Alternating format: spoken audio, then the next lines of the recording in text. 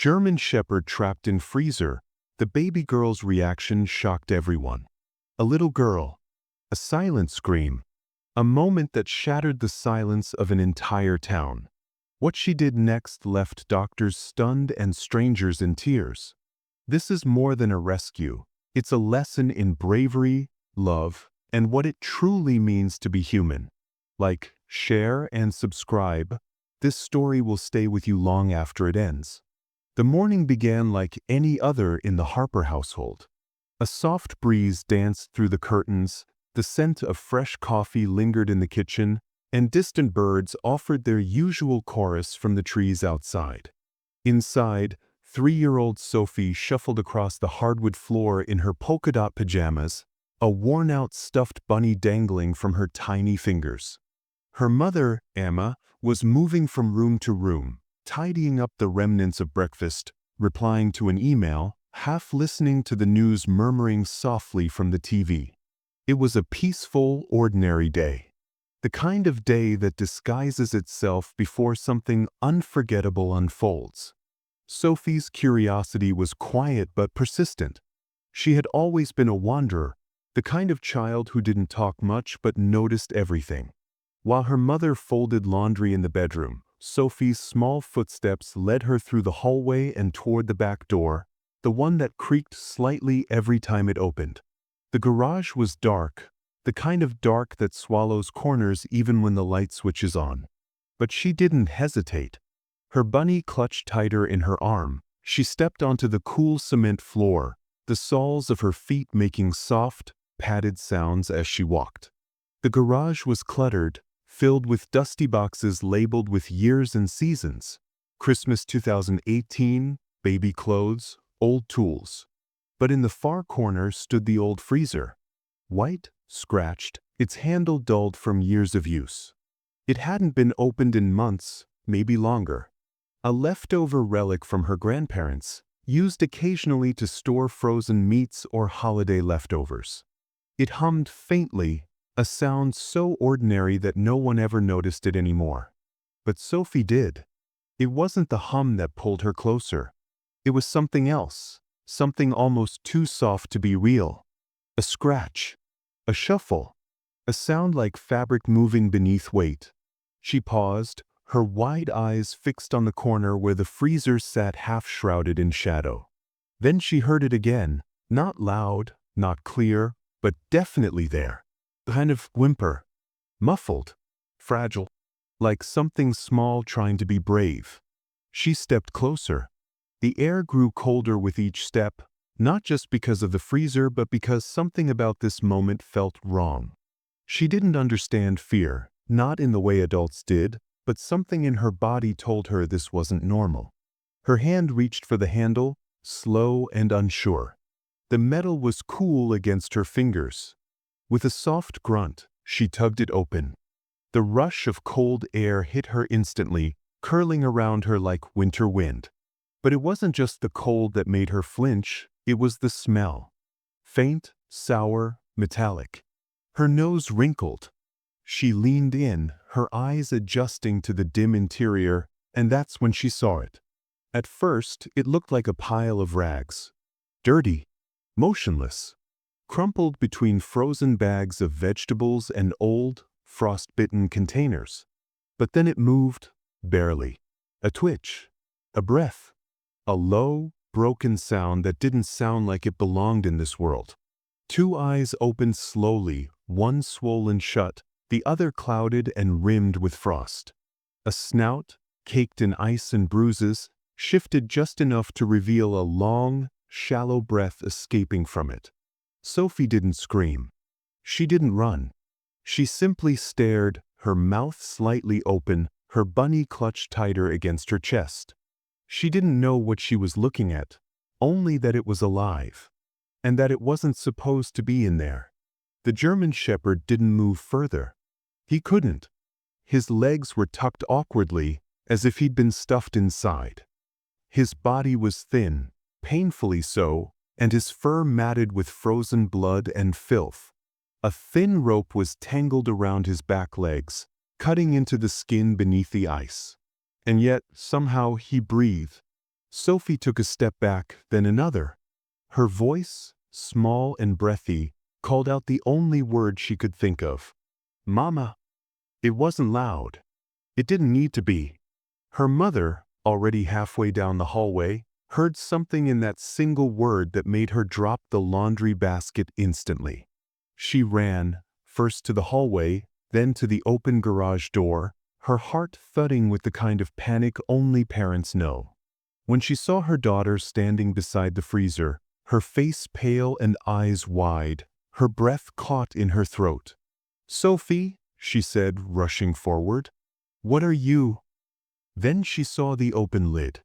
And she saw what was inside. For a moment, she couldn't move, couldn't speak. Her brain scrambled to make sense of what her eyes were telling her. A dog. Frozen. Still alive. Inside their freezer. Inside their home. "Oh my God!" she gasped. She dropped to her knees beside the freezer, her hands shaking as she reached in, unsure whether touching him would hurt him more or less than the cold already had. The fur was icy, stiff. The body beneath was barely warm. She grabbed the nearest blanket from the laundry pile, wrapped it around the dog's body, and lifted him out with a grunt, his weight limp and unresisting. She laid him on the floor, her fingers fumbling for her phone. 911, animal control, anyone, she whispered, her voice catching as she tried to explain what had happened. "There's a dog in our freezer. Alive. I don't know how." Sophie stood nearby, silent, her eyes fixed on the creature she'd found, as if she already understood something no one else did. The dog shivered violently, then stilled. For a breathless second, Emma feared he had passed. But then, a soft sound escaped his throat. Not a bark, not a whine, just a breath, warm now, steaming faintly in the cool garage air. He was still fighting. And because of one little girl and her quiet curiosity, he had a chance to be found. The cold had nearly ended him. But the story was only just beginning. The stillness shattered as Sophie screamed, not in panic, but in something deeper, something ancient and instinctive that even a child who could barely form full sentences understood. It was the kind of scream that pulled the world into sharp focus. Emma dropped her phone where she stood, her heart leaping as if it had been grabbed by invisible hands. She bolted through the hallway, barefoot, lungs tight, a mother's fear coursing through her like lightning. The garage door swung open with a bang, slamming into the wall. Emma's eyes scanned the dark room, her breath already catching as she saw Sophie standing beside the old chest freezer, lid wide open, her little hands clutching the rim, her face white with shock. Emma moved without thought, stumbling forward, and when she reached the freezer, the air hit her like a slap. The cold inside wasn't natural. It had a sharpness to it, like winter bottled and weaponized. But it wasn't just the chill that made her recoil, it was what she saw buried beneath the frost. He was wedged deep between stacked bags of forgotten food, his body twisted and compressed into a shape that no living thing should ever take. The German Shepherd's snout protruded just slightly from the surrounding clutter, enough to take in air, enough to stay barely alive. His breath came in the faintest clouds, vapor struggling to escape cracked lips. His eyes, one swollen shut, one barely open, held the kind of blank terror that only those abandoned by mercy can carry. His fur, once thick and regal, was matted into stiff clumps, tinged with ice, dirt, and blood. Frost clung to his ears like a cruel ornament. The cords around his legs, cheap plastic rope and strips of duct tape, had left raw indents in his flesh. Emma's stomach turned. Sophie was still standing there, frozen in her own way. She didn't cry. She didn't speak. She just looked at him, then back at her mother, her lips trembling. Emma's body went into autopilot. She reached in, barely noticing the way her skin burned from touching the frozen bags. She pushed aside a sack of chicken thighs and a warped container of something she couldn't identify. Her hands found his side, ice cold, almost rigid, and she recoiled, just for a second, before forcing herself to reach again. The dog didn't move. His weight was awkward, and the position he was in made it nearly impossible to lift him smoothly. She ended up bracing her knee against the freezer's edge, dragging his limp body up and out, the blanket of icy air clinging to both of them. She laid him on the garage floor, her hands moving frantically now. Towels. She needed towels. She ran back inside, tore through the laundry basket, grabbed whatever she could. Sophie followed close behind, carrying a tiny pink blanket meant for her dolls. "He's cold," she whispered, holding it out. "I know, baby. I know." They wrapped him layer over layer, trying to insulate him from a cold that had already burrowed far too deep. His breathing was shallow, erratic. His chest barely moved beneath the matted fur. Emma's hands were shaking as she grabbed her phone and called animal rescue, her voice cracking as she explained the unexplainable. "There's a dog in our freezer." "Yes, a live one." "No, we don't know how." "Please, we need help. He's still breathing. Please hurry." She hung up and dropped to her knees beside him. His nose twitched once. A sound, too soft to be a whine, escaped his throat. It was the sound of something slipping between worlds, unsure which side would win. Emma looked at the temperature dial on the freezer. It was turned to the lowest setting, colder than necessary for even long-term storage. How long had he been in there? How had he not frozen solid? It wasn't just a case of neglect. Someone had placed him there deliberately, had tied his legs, had shut that lid knowing what would happen. Emma glanced at Sophie, now kneeling beside the dog, her hand hovering just over his head. "He's warm now," she said softly. Emma blinked back the sting in her eyes. "No, sweetheart," she whispered. "He's not. Not yet." Minutes passed like lifetimes. The towels began to soak through, the heat of their home struggling to undo the damage the cold had already done. Frost melted into small puddles around his fur. His ears twitched. His ribs rose and fell once, then again weaker. The sound of tires on gravel broke the silence. A white rescue van pulled up outside, and two uniformed techs jumped out before the engine had even fully stopped. They moved quickly, calmly, with the practiced urgency of people who had seen too many emergencies. Inside the garage, Emma stepped aside, cradling Sophie as the team worked. One tech checked vitals, another began gently warming his paws with a heat pad. They spoke in soft terms, short phrases. Severe hypothermia. Barely responsive. Shock. Possible frostbite on the pads. One of them looked up, eyes grave but focused. "He's critical," he said, "but there's a pulse." They lifted him onto a stretcher, careful not to jar his stiff limbs. As they began wheeling him out, the dog stirred for just a moment. A small twitch of the tail, a flicker of awareness in the one eye that still opened. Then, almost instinctively, his head turned toward Sophie.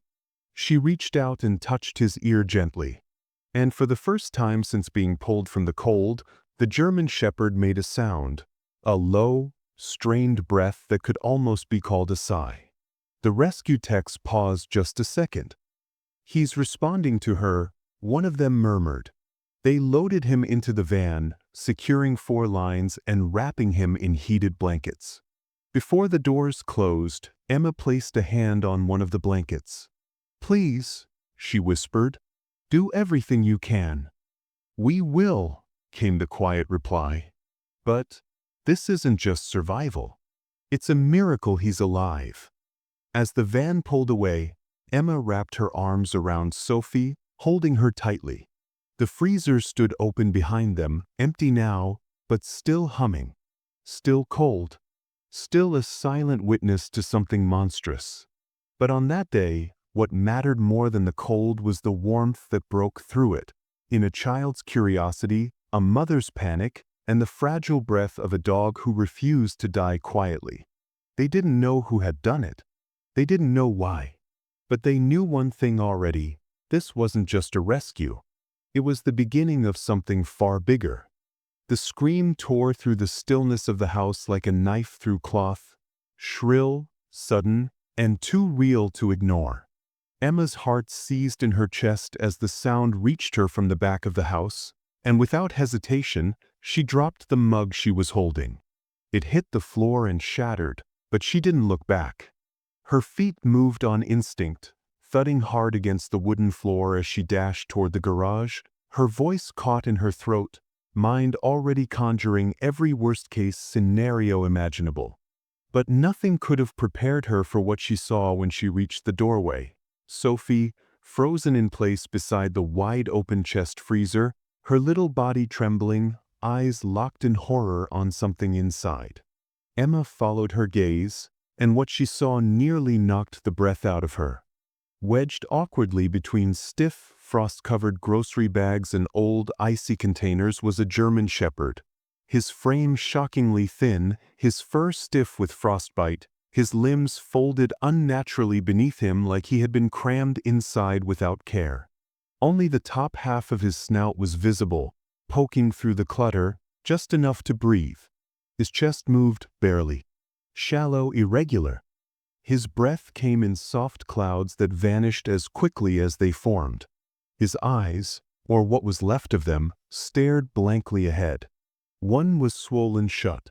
The other looked glazed over, coated in a thin sheet of frozen tears. Frost clung to his ears and whiskers. Ice had set into the fur along his spine.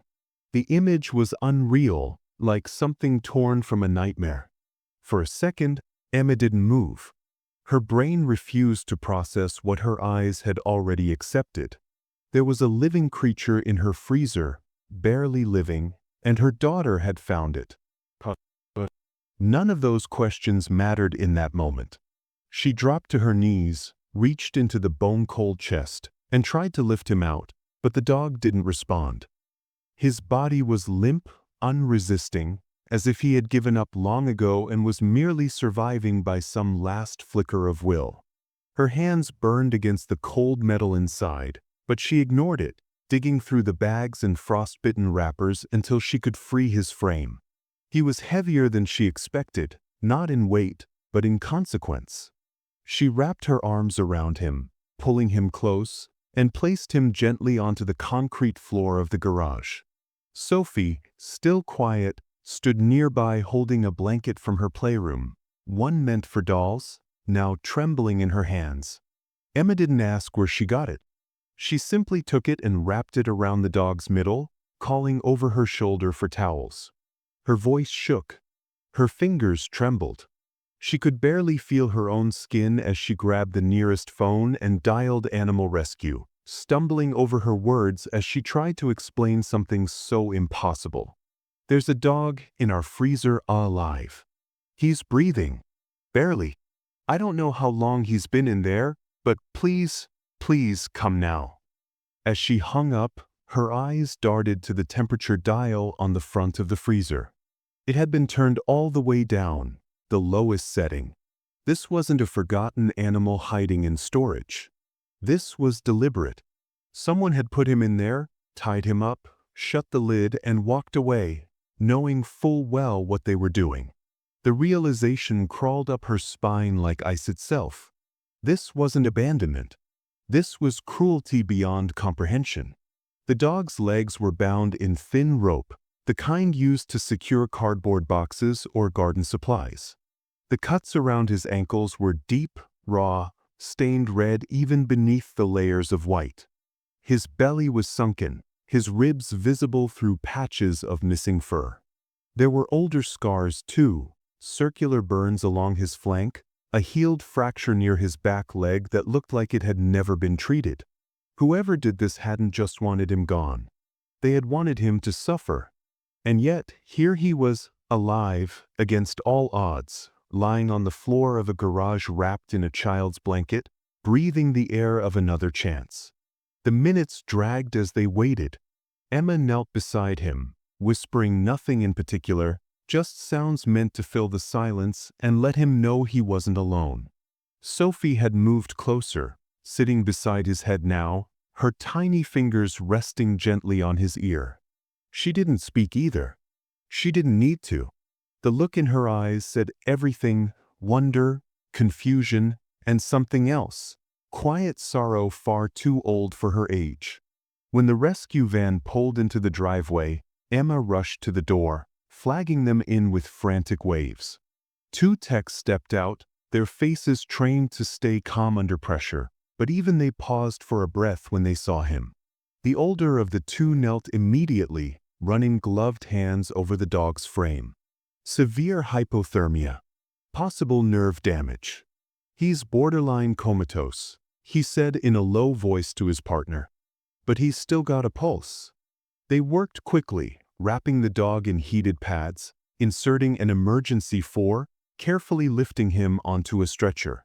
When Sophie stepped forward, the dog stirred again, barely, his good eye flickering toward her. It wasn't a look of fear or pain. It was recognition, maybe, or gratitude. A small noise escaped his throat, not a bark, not a growl, just a breath laced with exhaustion and something heartbreakingly human. The techs paused for a second. "He knows her," one of them said, and with that, they carried him out, loading him gently into the back of the van.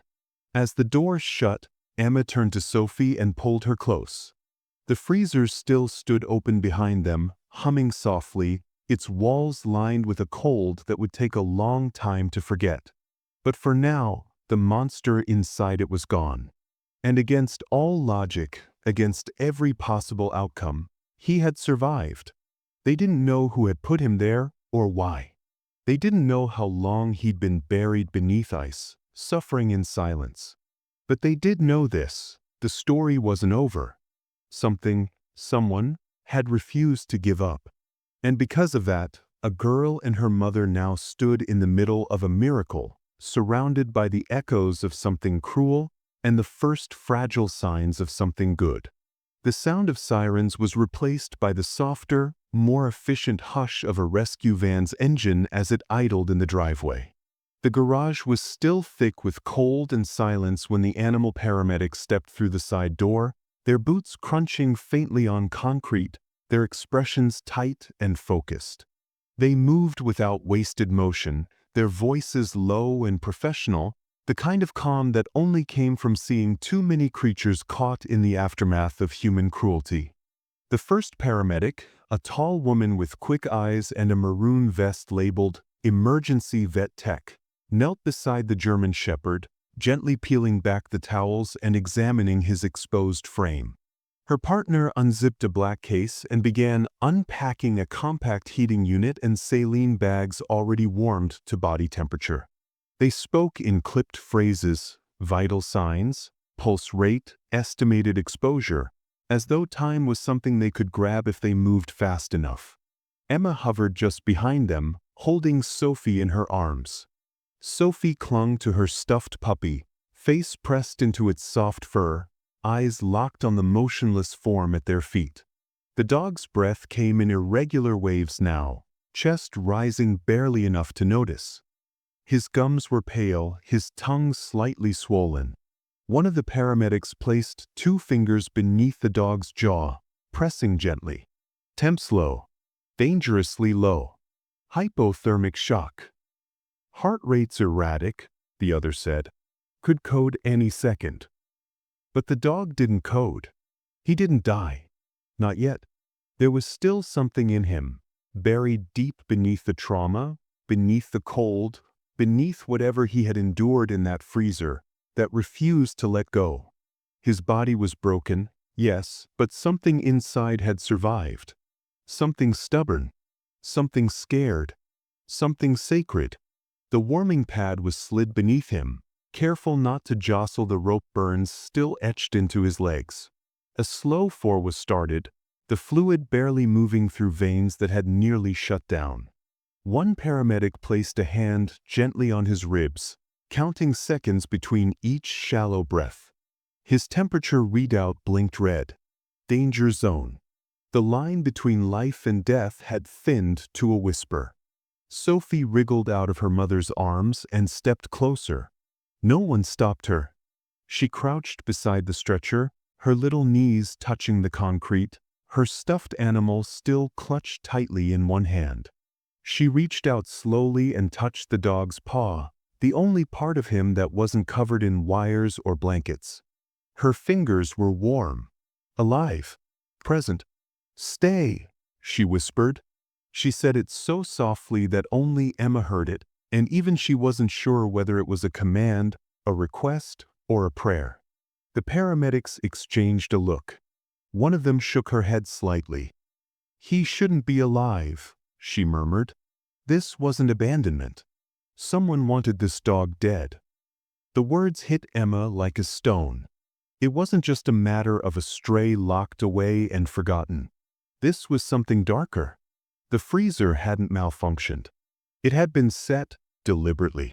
The restraints around the dog's legs weren't old rope or random debris. They were precise, tight, cruel. Whoever had done this hadn't panicked. They had planned.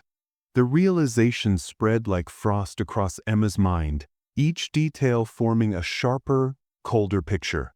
Someone had wanted to erase this animal, erase him slowly, silently, without a trace. And if Sophie hadn't wandered into that garage when she did, they would have succeeded. The stretcher clicked into place as the paramedics lifted him gently, each movement slow and practiced. His body sagged under the weight of his own collapse, head lolling to one side. Sophie moved with them, one small hand still resting on his paw. As they reached the van, the older paramedic paused just before the doors closed. "If he makes it through the next hour," she said without looking up, "it'll be a miracle." They loaded him inside. The engine revved slightly, and the vehicle pulled away, its taillights fading down the street. Back in the garage, the air felt colder than ever, not because of the weather, but because of what it had just witnessed. The freezer, now empty, still hummed quietly in the corner. The towels lay scattered like ghosts on the floor, and the silence that followed the van's departure was dense, almost sacred. Emma stood there, arms crossed over her chest, holding herself together while Sophie walked back to her side. She didn't cry. She didn't speak. She simply looked up and asked in the smallest voice, "He's gonna stay, right?" Emma knelt beside her and gathered her into a hug. She didn't answer the question. She couldn't, because hope, in that moment, felt as fragile as the breath that had barely left that dog's lungs. At the emergency clinic, the dog was wheeled into a trauma suite lined with machines, sensors, and a team of silent professionals. His body was monitored from every angle, wrapped in layers of thermal blankets, his heart hooked to a rhythm that beeped and stuttered in irregular patterns. He convulsed once, violently, then went still. A nurse ran a hand along his back, murmuring softly. The vet, an older man with years of battle behind his eyes, watched the screen carefully. "Still with us," he said, "but just barely." For a moment, there was silence. The kind of silence that always comes before a decision is made, by the body, by the soul, by something no one can see. Then, without warning, the dog exhaled. It wasn't dramatic. It wasn't loud. It was a breath, soft and slow, but full. A real breath. Not reflex. Not panic. Not instinct. It was choice. It was survival. It was life. The vet looked at the monitor again. The heart rate had stabilized, only slightly, but it was enough. The room remained still, the team waiting, watching. Then his tail, stiff, frostbitten, barely mobile, gave the smallest flick. "He's fighting," the vet whispered. Miles away, in a quiet bedroom with cartoon sheets and a worn-out nightlight humming in the corner, Sophie lay curled up beside her stuffed puppy. She wasn't asleep yet. Her hand was closed in a fist, as if she were still holding that paw. Her lips moved, almost inaudibly. "Stay," she whispered again. And far from the cold, in a room of warmth and white walls, the dog she had found buried in ice took another breath. The sterile lights of the trauma center hummed faintly overhead as the stretcher wheeled into the examination bay, flanked by quiet urgency and the soft shuffle of experienced footsteps. The room smelled of antiseptic and quiet determination, a place where life had been fought for and sometimes lost. But today, hope had arrived under layers of towels and trauma wrapped in silence and frost. The German Shepherd, now simply labeled as unknown male, approximate 3 to 4 years, lay motionless on the padded table. His chest rose and fell with mechanical rhythm, as if breath was something being coaxed from him rather than given freely. Rachel, the attending vet, had seen her share of cruelty. She had treated animals hit by cars, burned by fireworks, even beaten with bats. But as she pulled back the warming blanket and caught her first full glimpse of the dog's body, a heaviness settled on her shoulders that no years of practice could prepare her for. This wasn't just neglect. It wasn't just a case of being left out in the cold. This was systematic, deliberate, prolonged. She moved methodically, gloves snapping into place, her voice low, and even as she called out to the assistant beside her, "Full body scan. We'll need X-rays immediately. Possible frostbite on all extremities. Check pulse in every limb. I want blood panels, toxin screening, and a trauma history panel." As her hands gently parted the matted fur along his belly, Rachel's breath caught. Beneath the grime and tangled coat, there were burns. Small, round, consistent, like cigarette scars that had healed over but never truly vanished. Further along his spine, old bruises overlapped newer ones, creating a marbled effect of damage and decay. His ribs felt uneven to the touch, like they had once been broken and fused incorrectly without treatment. As her fingers moved toward his back legs, she found the raw indentations left behind by restraints, skin rubbed down to tissue, edges inflamed, dirt still embedded. The wounds weren't fresh, but they were brutal. Evidence of a history. Not a moment. Rachel leaned back for a second, her jaw clenched, fighting the dull ache rising behind her eyes. She hated this part, not the medical reality, but the unspoken story underneath. Every mark on his body was a sentence. Every scar a chapter. Someone had done this to him long before the freezer. The cold had been the final cruelty, not the first. A soft voice interrupted her thoughts. At the edge of the room stood Sophie, her tiny hands gripping the fabric of her mother's sleeve. She had refused to stay in the waiting area, not with him lying in there, alone.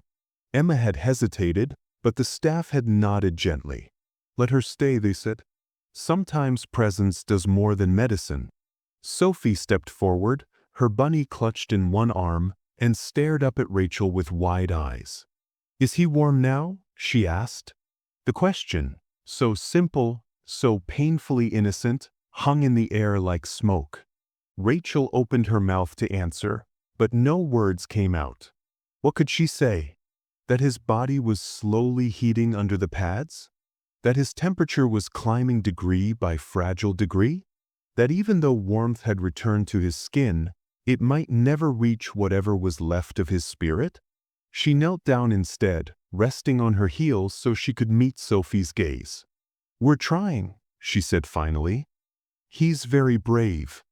Sophie nodded like that made sense, then reached out and touched the dog's paw again, the same one she had touched before. It was no longer ice cold, but it still twitched at her warmth, as if unsure whether to trust it. Rachel stood and resumed her work. The blood work results arrived one by one, painting a fuller and more heartbreaking picture. His liver showed signs of long-term malnutrition.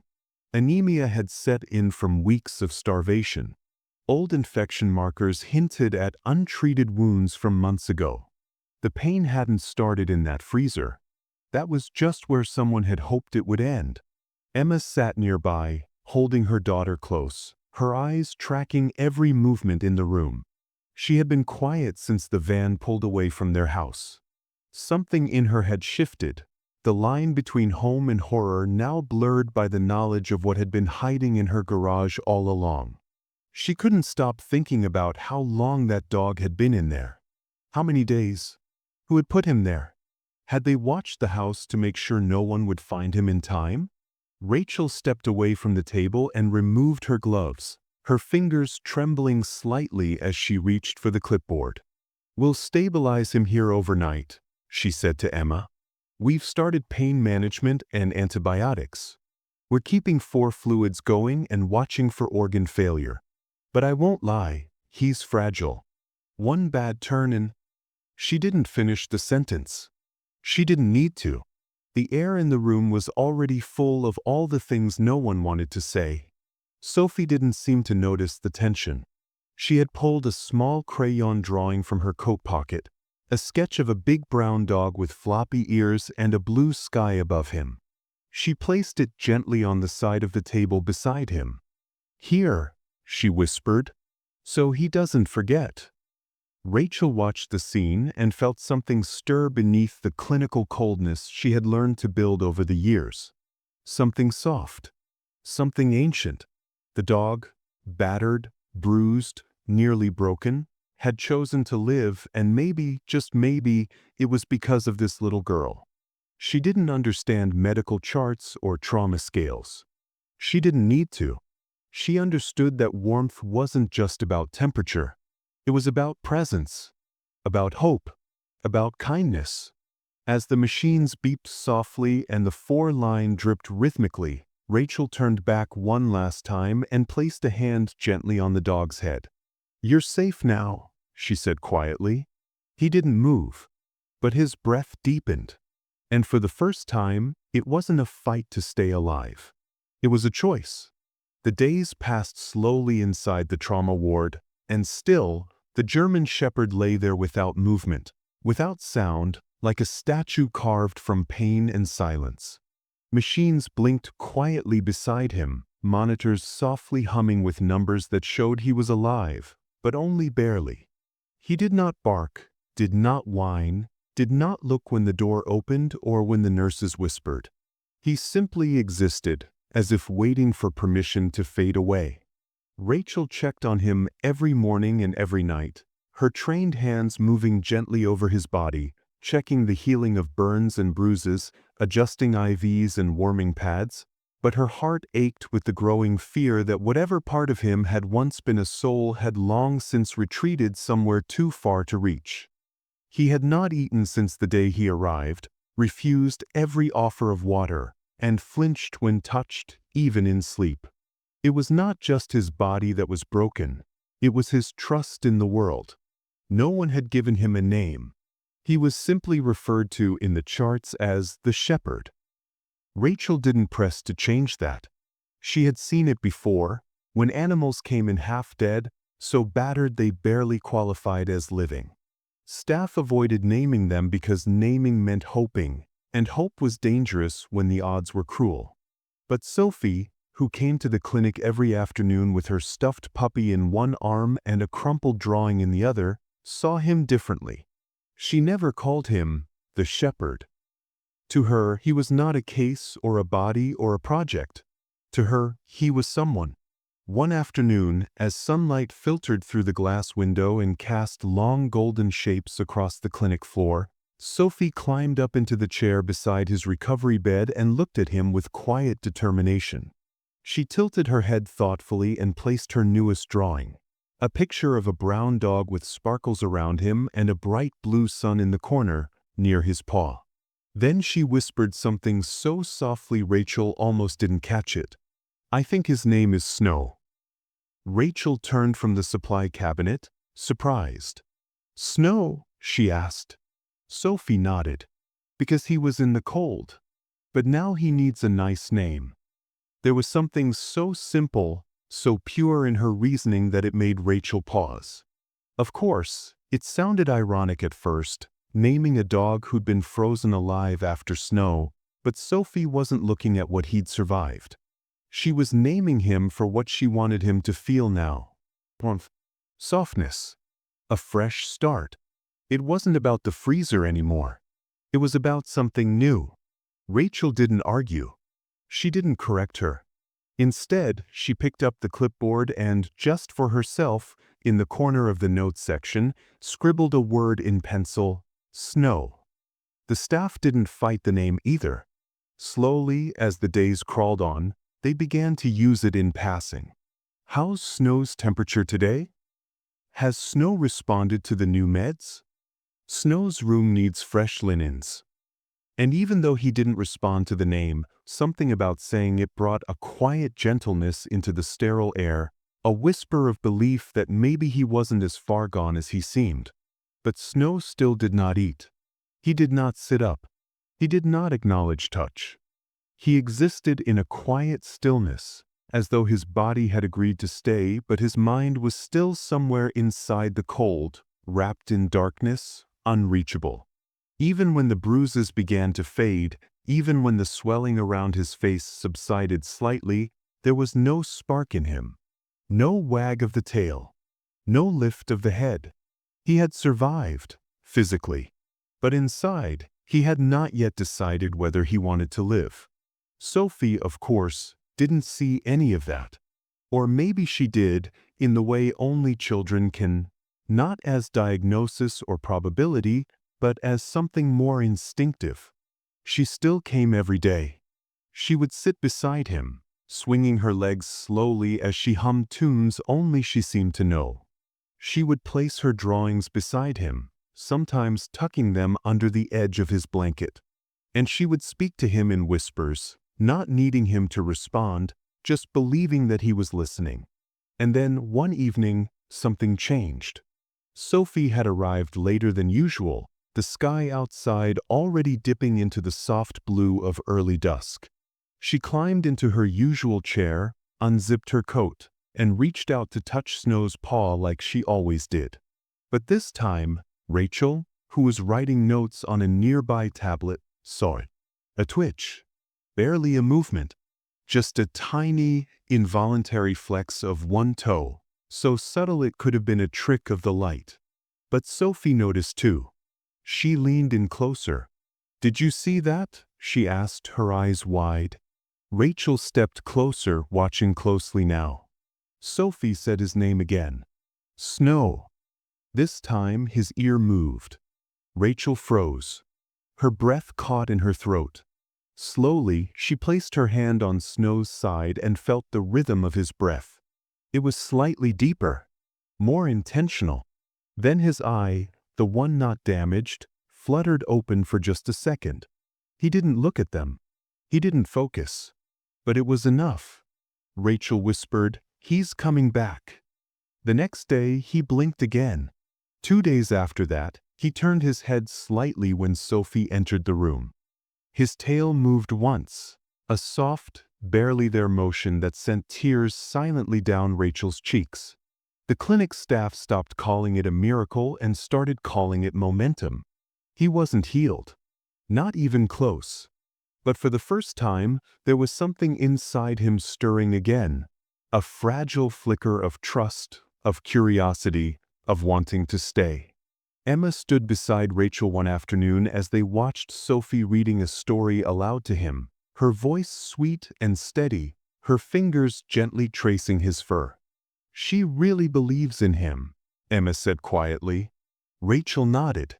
"I think that's why he's still here." They watched in silence for a moment longer. Snow didn't move much, but his breathing stayed strong. His eyes stayed open. And when Sophie leaned down and whispered, "I knew you'd stay," his paw flexed again. The dog who had no name now had one. And with it, he had the smallest reason to hope. The recovery room had settled into a rhythm now, beeping monitors, whispered conversations, and the soft sound of a child's voice reading fairy tales to a dog that the world had nearly erased. Snow, as Sophie had named him, remained fragile but alive, and every small twitch of his paw or shift of his ear felt like a declaration of defiance. But outside the walls of the clinic, a different kind of movement was beginning to stir, one born of suspicion, questions, and the faint stench of something that had long been buried.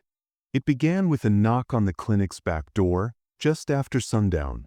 A man in a navy jacket, worn, tired, but alert, introduced himself as Officer Glenn from Animal Control. He wasn't loud or aggressive. In fact, his voice barely rose above a murmur as he asked to speak with Rachel in private. They sat in the break room, the hum of the vending machine filling the silence between questions. He wasn't there to shut anything down or accuse anyone. He was there to listen, to piece together what no one had taken seriously until now. "We got a call," he said, laying a small notepad on the table, "from a neighbor 2 streets over. Said she saw a man dragging something wrapped in a tarp out of the back of a van. Said he disappeared into the old Chandler meat warehouse around 2 in the morning a few days ago. Thought it was garbage at first until she saw the blood." Rachel felt her breath catch. The Chandler warehouse. It had been shuttered for years, supposedly abandoned after the company folded under financial fraud. No lights, no business, no signs of life, until now. She leaned back slowly, her mind already connecting dots she didn't want to see. Glenn continued, "I don't have confirmation, but the description of the van matches a report from 2 months ago. Stray dogs found dead behind a dumpster, zip ties on the legs, rope burns, ears cut. Never solved. But now, we think they may be connected." Rumors had always swirled about that place. People in the neighborhood talked, in whispers, in murmurs behind closed windows, about what used to happen inside. Illegal dogfighting, old cages in the basement, sounds no one could quite explain. But nothing ever stuck. Complaints had been filed in the past, but records were spotty. No arrests, no follow-through. And in time, the stories became just that, stories. Rachel, now fully alert, pulled out her tablet and began combing through archived clinic reports and flagged incident notes. Over the years, there had been at least 6 different cases of abused animals brought in from a 2-block radius around that warehouse. Broken limbs, old scars, signs of baiting. One dog, found over a year ago, had wounds identical to Snow's, burns on the underbelly, rope damage on the front paws.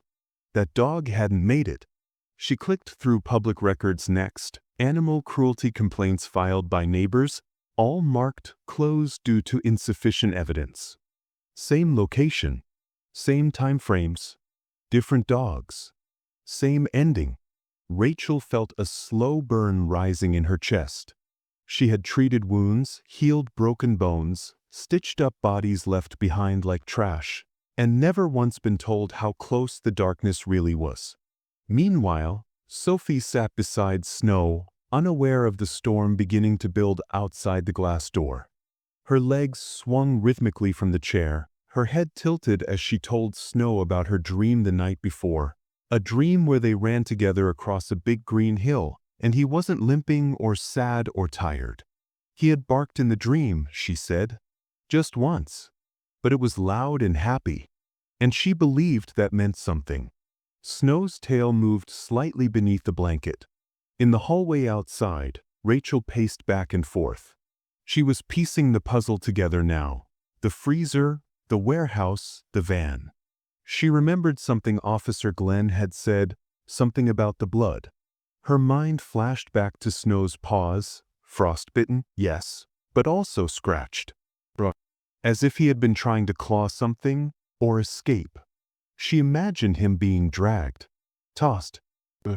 She imagined that cold lid closing on him in the dark. The rage that filled her was quiet, but it was solid, heavy. Not just for Snow, but for every animal that had been discarded, dismissed, or forgotten. This wasn't neglect.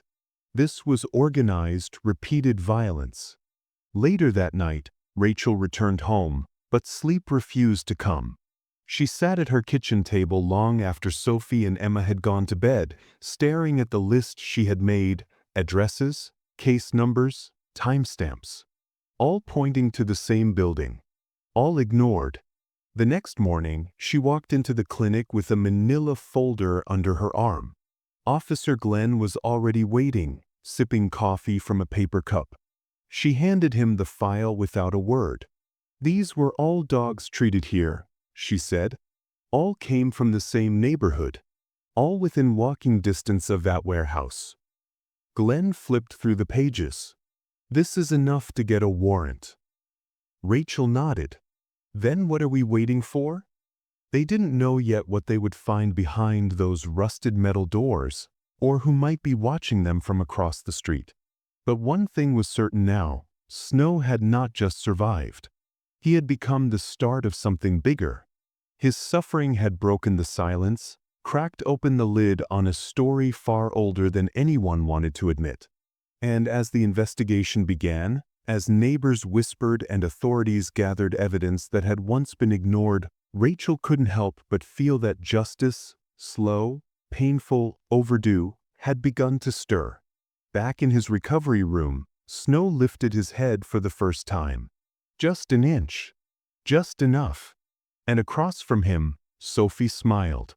In the days that followed the whispers of the warehouse, while investigators knocked on doors and cold case files were quietly reopened, something much softer was unfolding behind the walls of the trauma clinic. Something without noise, without explanation, and yet more powerful than anyone inside could fully understand.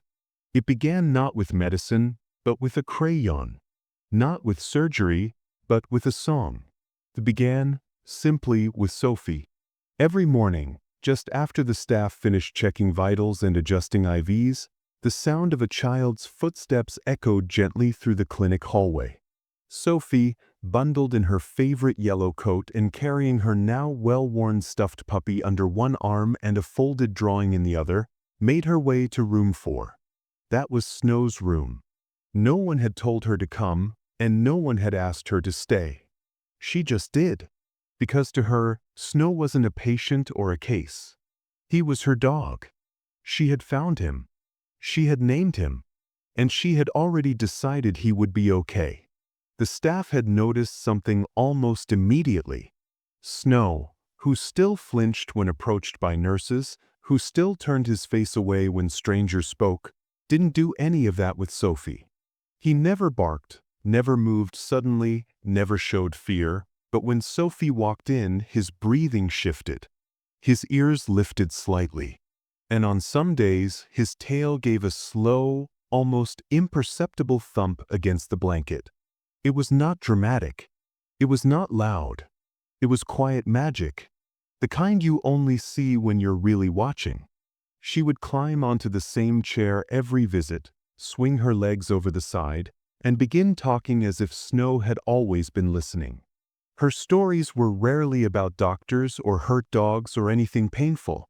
She spoke of playground slides, of silly dreams about flying cows, of her imaginary friend named Toby who lived inside her closet and only ate pink candy.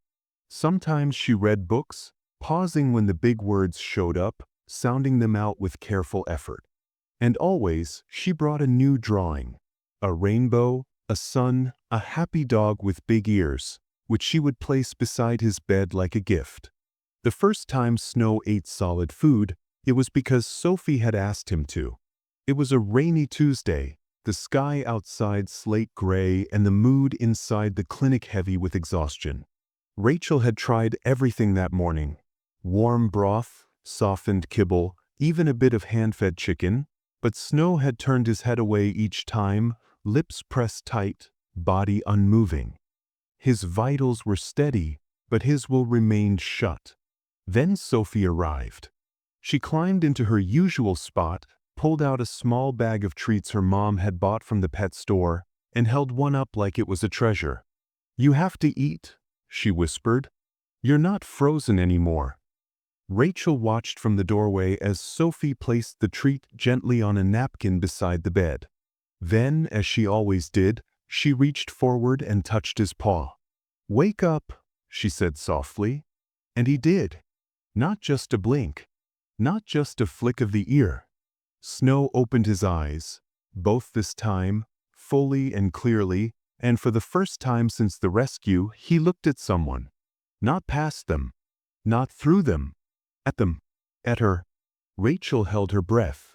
Sophie didn't move.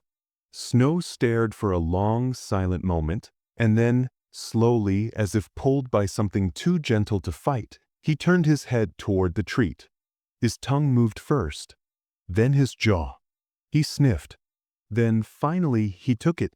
It was so small. One bite, one chew, one swallow. But in that single moment, the entire room changed. The spell of stillness shattered. The staff in the hallway whispered in disbelief. Rachel turned away so no one would see her wipe her eyes. From that day forward, Snow began to eat regularly, but only when Sophie was near. The staff tried feeding him in the mornings, in the evenings, even by hand, but unless the little girl was in the room, he ignored the food entirely. The solution was simple.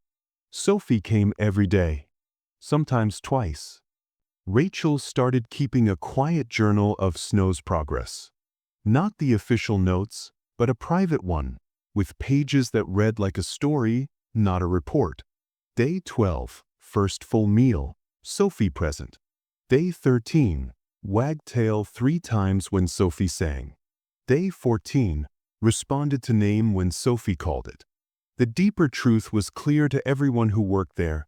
Snow wasn't healing because of antibiotics or warmed IVs or the padded bed.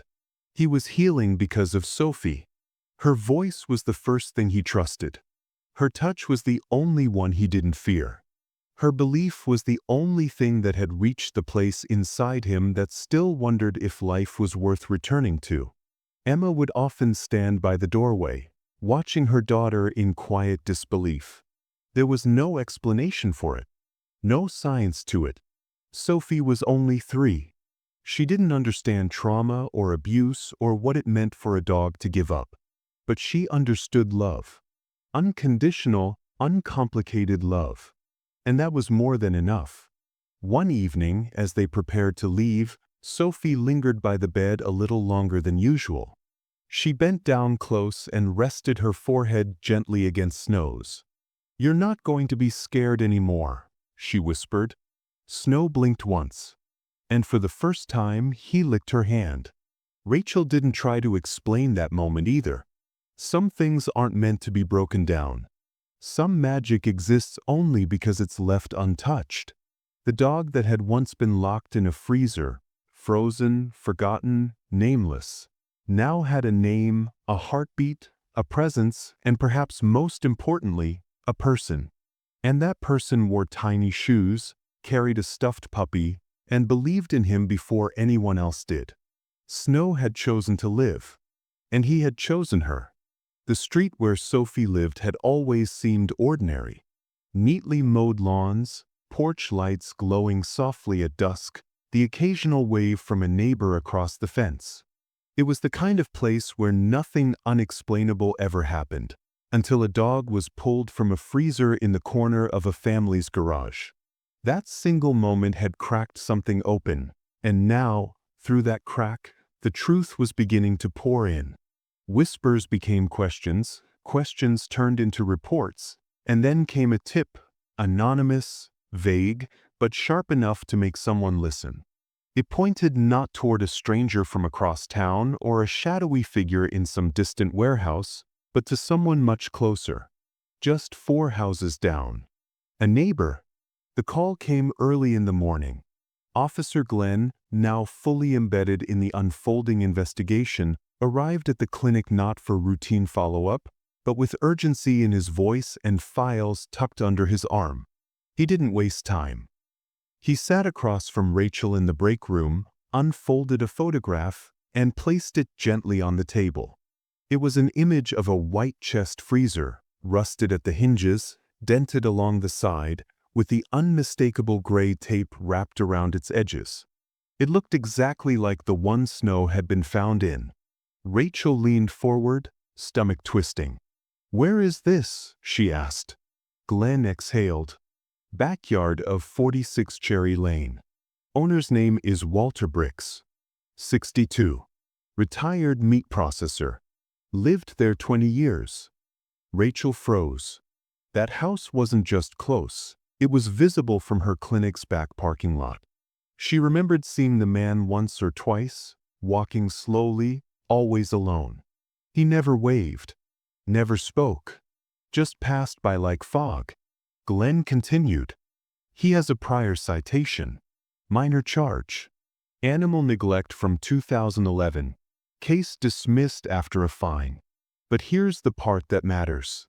Inside that freezer, we found plastic bags. Inside those bags, remnants. Bone fragments. Fur. Deteriorated collars. Some with tags. Rachel's breath caught. Tags? He nodded. One of them still had a clinic name on it. From 12 years ago. Another from 6. We're cross-referencing the serial numbers now, but 2 dogs are already coming up as never found in missing pet reports. The collars were cut. A silence filled the room. Not the quiet of peace, but the silence that follows realization, when the shape of something terrible finally becomes clear. Rachel looked down at the photograph again, tracing the freezer's handle with her eyes. It was the same model, same size, same damage on the left side as the one in her patient's file. This wasn't coincidence. This wasn't someone making a mistake out of desperation or fear. This was methodical. Cold. Repeated. It had happened before. And it could have happened again. Later that day, the search warrant arrived. The house on Cherry Lane, long ignored and unremarkable, now swarmed with unmarked cars and officers with quiet faces. Neighbors peeked through curtains as boxes were carried out.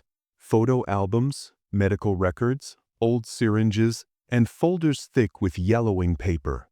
In one drawer they found photographs, dozens of them. Dogs of all breeds and sizes. Some standing, some sitting, some lying on cement floors. None of them looked happy. A few were thin. Most were scared. And some were clearly already gone. Rachel saw the photos that night. Officer Glenn brought them by the clinic, needing her help to identify any dogs that might have passed through the facility over the years. She sat at her desk, staring at the faces staring back at her from curled, faded prints. Some of the eyes haunted her. Others infuriated her. But one photo, near the bottom of the pile, made her stop. It was snow.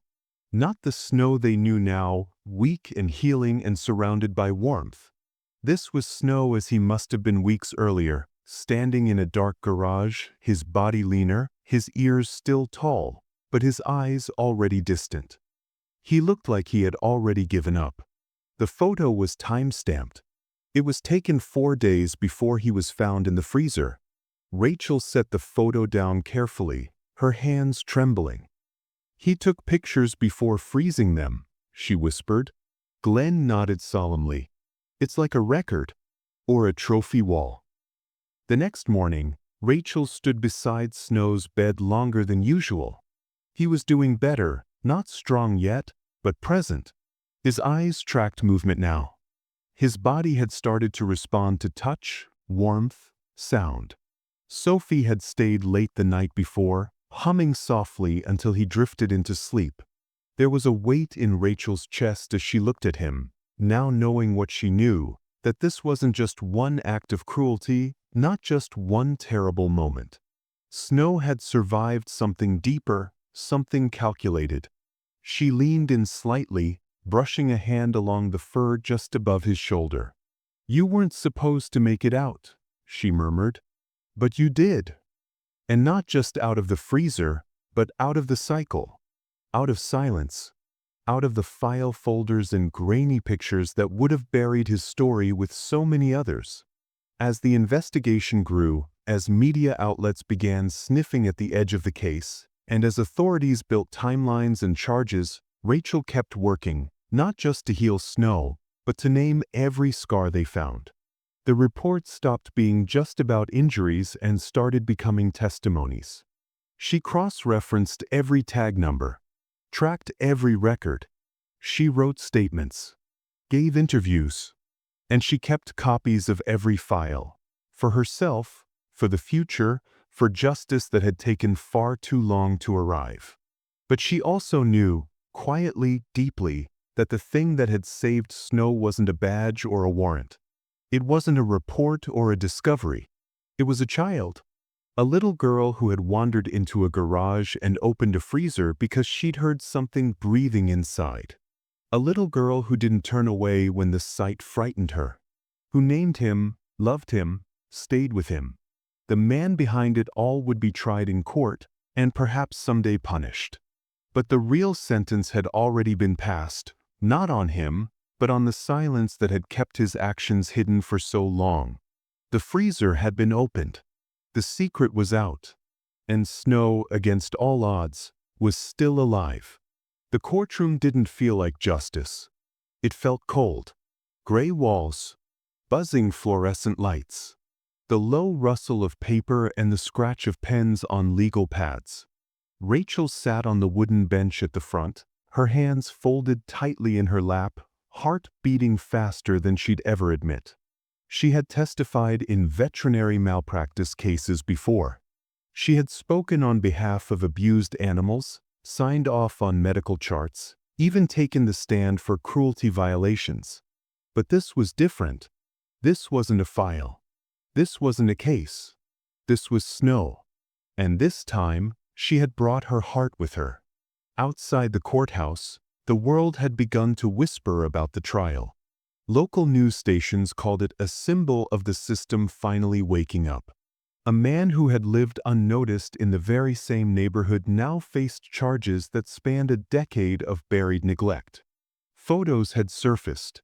Witnesses had stepped forward. And Snow, once voiceless and frozen in a box meant to erase him, was now the center of it all. Rachel had spent the night before the hearing reviewing her notes for the 100th time. She didn't need to. She remembered everything. Every bruise. Every scar. The first time he blinked. The first time he lifted his head. The way Sophie said his name like a prayer. She hadn't come to speak with medical detachment. She had come to make them feel what it meant for something to be forgotten and found again. The prosecutor's voice was steady as she guided Rachel through the testimony. Terms like frostbite trauma, subdermal scarring, chronic malnutrition were mentioned with professional tone. Diagrams were held up. Photos of Snow, taken the day he arrived at the clinic, flashed briefly on the monitor. Rachel kept her voice even, but her throat tightened when she spoke about the moment she realized the abuse wasn't new, that Snow had lived in pain long before the freezer.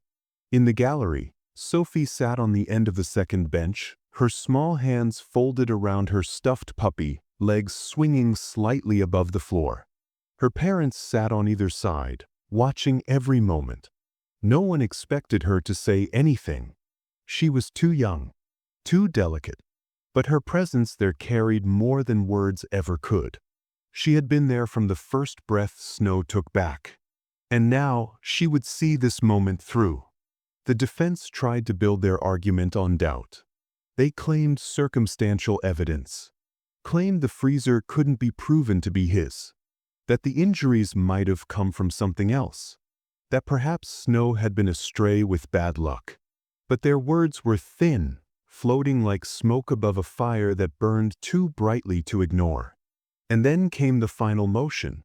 The prosecutor asked for Snow to be brought in as living evidence, not to speak, not to perform, but simply to be seen, to be felt.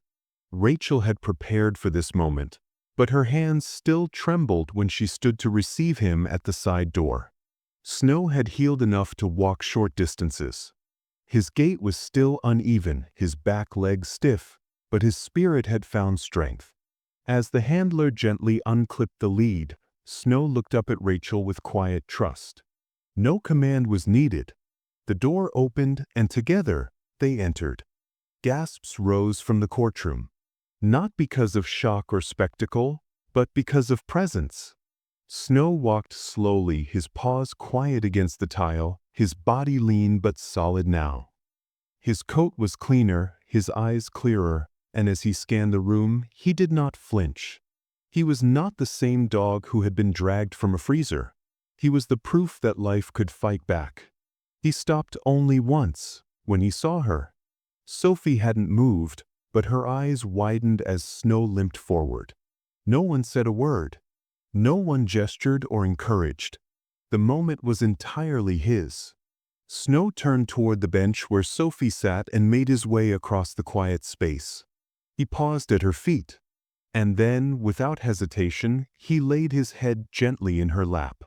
There was no barking, no sound, just that soft, final gesture. A dog resting his scarred face in the hands of the girl who saved him. Sophie didn't cry. She didn't smile. She simply placed her small hand on his ear, just as she always had. For a moment, the courtroom stopped. The judge, a man known for quiet firmness and short rulings, leaned forward slightly. He scribbled something onto the notepad in front of him.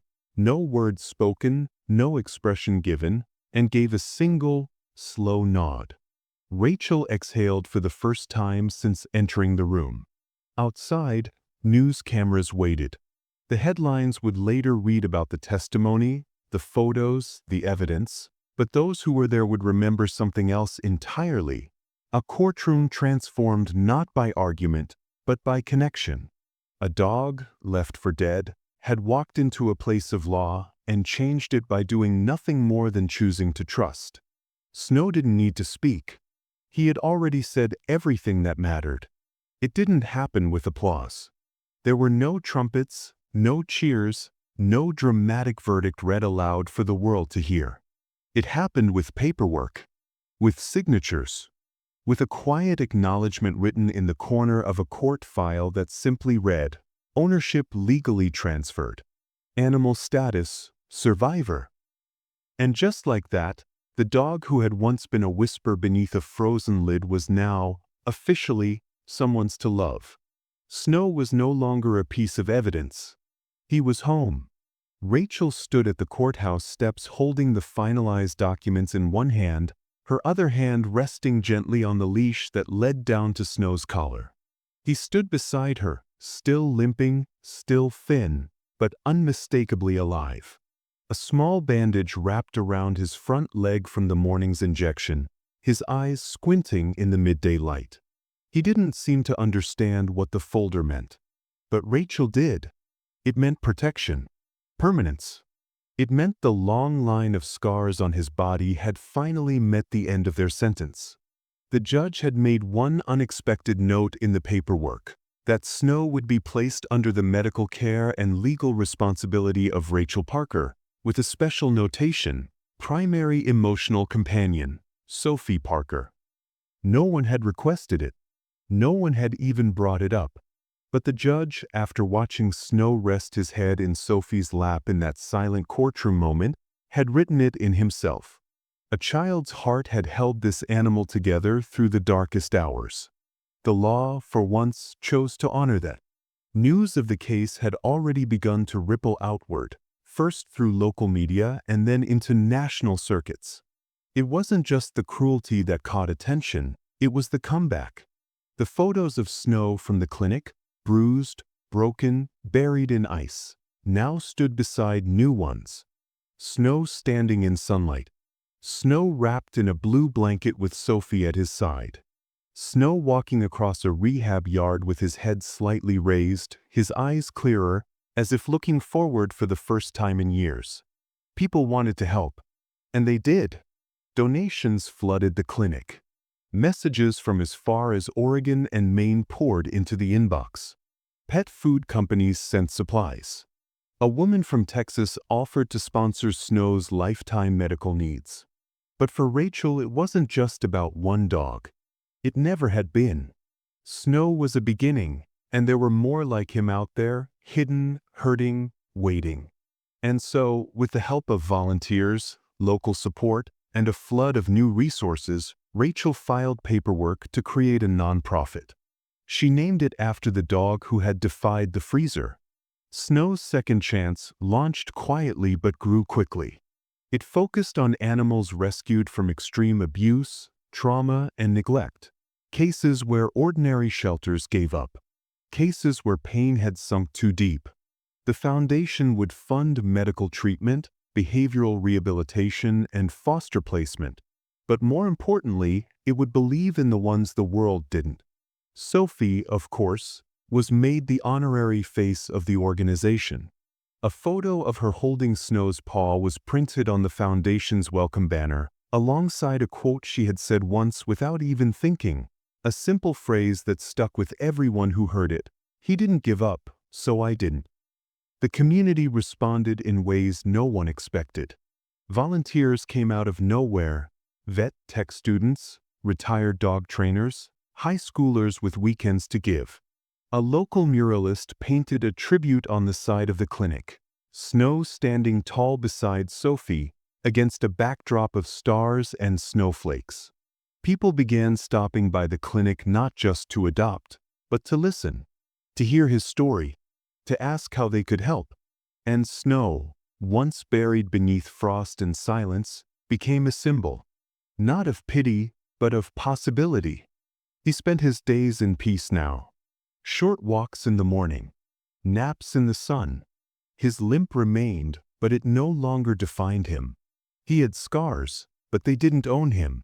He wore a custom tag around his collar now, one engraved with 2 words, "I stayed." Rachel had chosen those words carefully, because Snow had been given every reason to leave this world, and he didn't. He stayed. In the evenings, Sophie would still curl up beside him, her drawings now brighter, her stories now filled with adventures and heroes and talking animals who always made it home. Sometimes she'd lean close and whisper things only he could hear, like they were sharing secrets. And maybe they were. Rachel watched them sometimes from the kitchen window. A girl and a dog who had found each other not through plans, but through fate. She often thought about how close it had all come to being lost. How easy it had been for the world to pretend he didn't exist. One door left closed. One sound ignored. And yet, here he was. One evening, she knelt beside him in the yard, brushing his coat gently with her hand. Snow looked at her, calm and steady, and rested his head against her arm. "You're more than a survivor," she whispered. "You're the reason we started over." Snow didn't move. He didn't need to. His warmth said enough. It was strange, standing in the same garage where it all began. The air felt different now, lighter, warmer, as if the walls themselves were exhaling after holding their breath for far too long. Rachel stood at the threshold, her hand resting gently on Sophie's shoulder as they looked at the empty corner that once housed the thing no one wanted to talk about, the freezer. It had been removed weeks ago, hauled away by 2 men in coveralls who didn't ask questions and didn't offer conversation. They had simply done their job and driven off, leaving behind a faint outline on the concrete where the cold once lived. But for Rachel and Sophie, it wasn't just about removing a machine. It was about erasing the echo it left behind. Sophie had insisted on doing something special with the space. She'd drawn it out herself with colored markers, a doghouse with big windows, a soft flower bed around it, and a little sign that said, "Warm now." Rachel didn't correct her spelling. She didn't suggest something more decorative or practical. She simply nodded and said, "Let's build it." And they did. It took 3 weekends. Rachel bought the wood herself, even though she hadn't held a hammer in years. Emma helped paint. A neighbor who had once watched the drama from behind his curtains brought over mulch and donated pet-safe flowers from his garden. The transformation was slow but steady, just like Snow's healing. By the end of the 3rd Sunday, the corner that had once chilled them to the bone had become something else entirely, a small, sunlit sanctuary. The doghouse was simple but perfect, just big enough for Snow to stretch his legs, with soft bedding and an open front so he could come and go as he pleased. The flower bed wrapped around it in a crescent shape, daisies, marigolds, and little blue forget-me-nots. And above it, nailed to the wooden beam, hung Sophie's sign. Hand-painted with crooked letters, decorated with yellow hearts and one very happy dog face. It read, "Warm now." Snow claimed it on the first day. As if he knew. As if some part of him remembered the cold, the suffocating silence, and now recognized the sun as his. He walked over slowly, settled onto the padded floor of the doghouse, and let out a long, quiet sigh, not one of pain, but of peace. His eyes closed as the breeze moved through the open garage door, the scent of fresh soil and blooming petals filling the air. Neighbors began to stop by, not to ask questions, but to offer thanks. The very street that had once stayed silent as something horrific festered now spoke with soft kindness. One elderly couple brought handmade toys for Snow. A teenager offered to help walk him during weekends. Someone left a basket with dog treats and a note that read, "Thank you for not giving up." Rachel didn't expect it. She hadn't done it for recognition. But the shift was undeniable. The same block that once turned away from broken things had started to open its arms. More than that, they were starting to foster. 3 rescues had been taken in by local families in the past month. One man, who had never owned a pet before, adopted a senior beagle from the foundation. Another, inspired by Snow's story, volunteered to build dog ramps for older pups in recovery. Something cold had melted. Every afternoon, after school and clinic rounds, Sophie would bring a book and sit next to the doghouse. Sometimes she'd read aloud. Other times, she'd hum soft songs only she and Snow seemed to understand. And Snow, no longer the frozen silhouette of despair he once was, would rest beside her, his body stretched out under the open sky, his chest rising with steady breaths that spoke of comfort and trust. Rachel often watched them from inside the kitchen, her heart full in ways she could never explain. She'd long believed in treating wounds and saving lives. But Sophie had taught her something bigger, that real healing doesn't always happen under surgical lights or with medical terms. Sometimes, it happens in sunbeams, in flower petals, in a little girl's painted sign that turns pain into peace with 3 simple words. She thought about the journey, the first scream in the garage, the drive to the clinic, the lifeless eyes on the exam table, the courtroom silence, the mural down the street. Snow had been called a miracle, a fighter, a survivor. But to Rachel he was something even rarer, a witness to change. He had seen both sides of the world, cruelty and compassion, and he had stayed long enough to see which one would win. That night, as the sun dipped below the rooftops and the flowers curled in gently for rest, Rachel stepped outside with a warm cup of tea. Snow lay curled in his spot, his ears twitching slightly as Sophie finished a story about a magical dog who could fly. She kissed the top of his head and whispered something only he could hear. Then she stood, waved to her mother, and skipped back inside. Rachel walked over, sat beside Snow, and rested her hand gently on his back. He turned slightly, pressing his head into her side. "You're home now," she said softly.